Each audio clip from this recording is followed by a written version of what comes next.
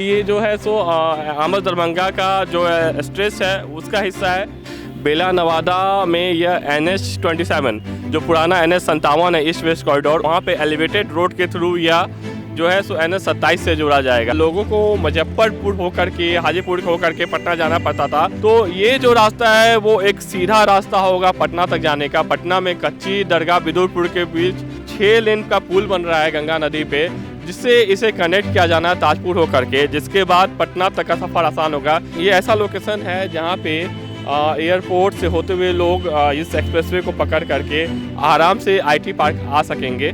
नमस्कार दरभंगा, मैं हूं अभिनव सिन्हा और आप देख रहे हैं दरभंगा सिटी चैनल।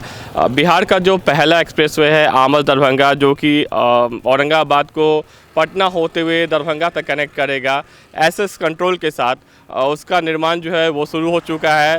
फ़िलहाल हम मौजूद है दैकोली में, जहाँ पे कि जो जंक्शन है एक NH बन रहा है जो कि रोसड़ा से दरभंगा तक बनाया जा रहा है, उसके थ्रू लोग बेगूसराय तक का सफ़र कर सकेंगे। और दूसरा जो आमद दरभंगा एक्सप्रेसवे है उसका यह जंक्शन पॉइंट होगा जहां हम खड़े हैं। फ़िलहाल आप मेरे पीछे यह बोर्ड देख सकते हैं जो कि हाल फिलहाल में लगाया गया है government of India NHAI national highway authority of India के द्वारा।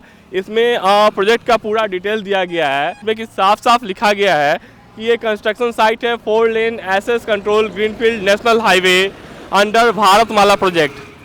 तो ये जो पूरा प्रोजेक्ट है वो भारतमाला प्रोजेक्ट के तहत बनाया जा रहा है, जिसके तहत नॉर्थ बिहार को साउथ बिहार तक की स्मूथ कनेक्टिविटी मिलेगी। फिलहाल जो हम जगह पे हैं, जैसा कि हमने बताया कि वो दैकोली में है, और आप साफ देख सकते हैं कि यहाँ पे मेंशन है कि ये जो है सो आमद दरभंगा का जो स्ट्रेच है उसका हिस्सा है।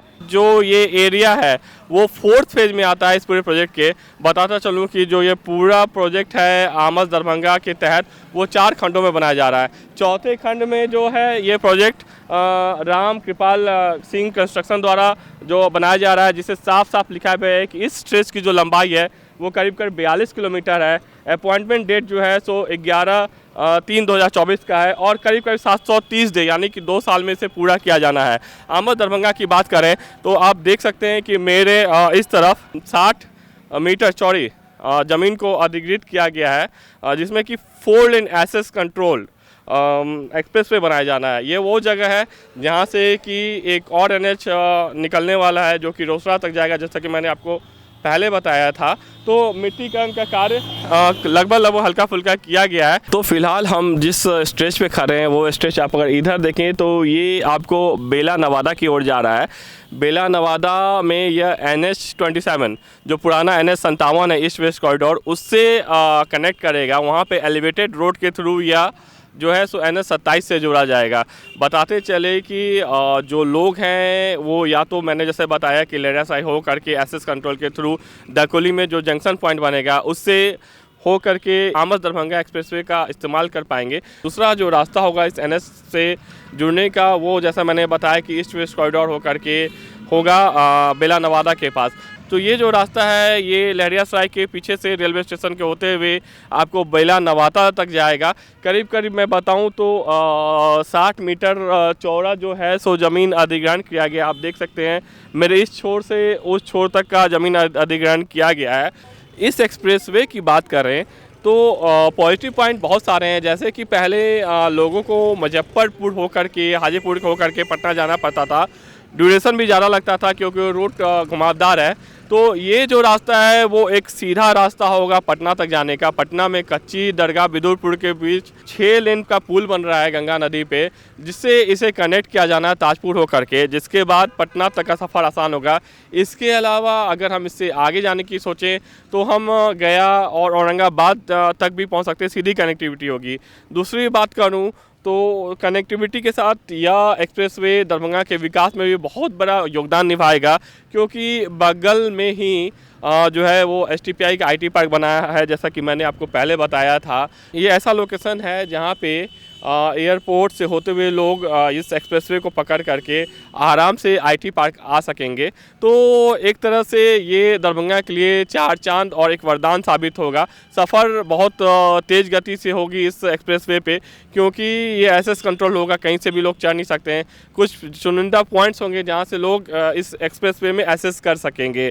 आगे मैं आपको ले चलना चाहूँगा, मैं आपको कुछ और चीज़ें भी दिखाना चाहूँगा।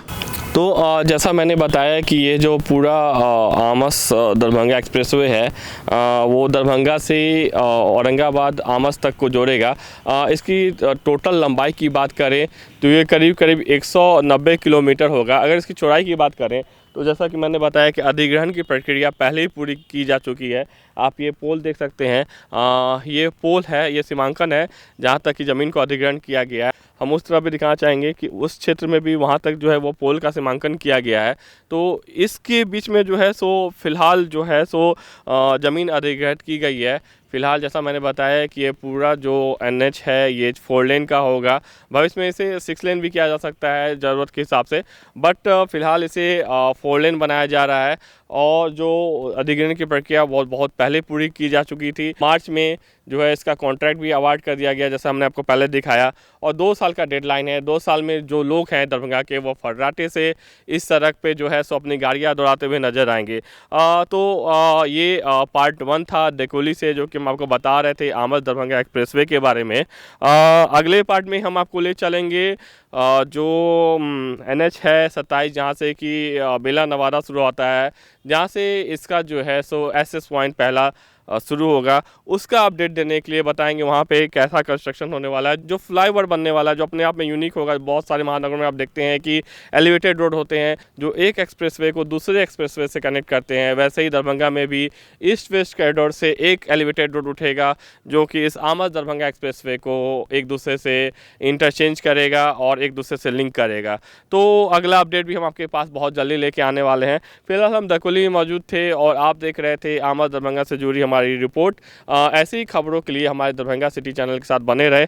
हम ऐसे ही ताज़ा अपडेट आपके सामने लाते रहेंगे। अगर न्यूज़ पसंद आया हो तो कमेंट जरूर करें, चैनल को लाइक और सब्सक्राइब करें। बहुत बहुत धन्यवाद।